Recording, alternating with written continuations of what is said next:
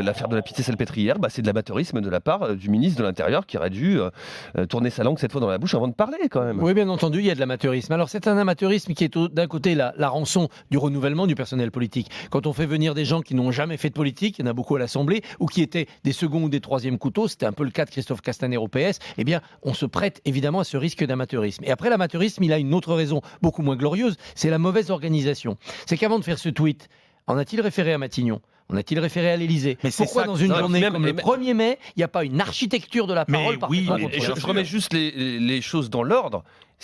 Il ne commence pas par le tweet. Il confirme par le tweet ses déclarations qu'il fait quelques heures plus tôt devant les caméras. 20h18 les déclarations, le tweet c'est 1 heure plus tard. Exactement. Mais 20h18, c'est déjà tard par rapport à des événements qui ont eu lieu à 16h30, 17h. Donc il aurait déjà dû avoir des premiers rapports de police. Il aurait déjà dû parler avec les témoins pour vérifier la solidité de leur témoignage. Il aurait déjà dû, lui, ministre, faire la part de l'émotionnel. Et on a le droit, sous le coup de l'émotion, de se tromper.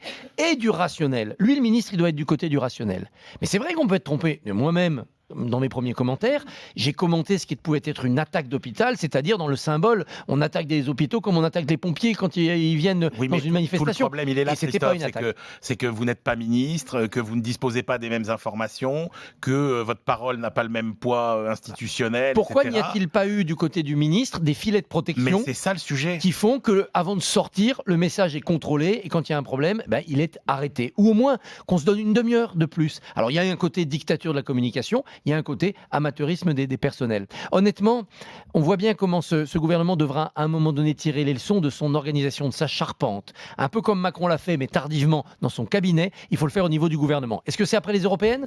Surtout si la République En Marche perd ? Est-ce que c'est après l'été, quand il y a un moment de pause, à Macron de décider ?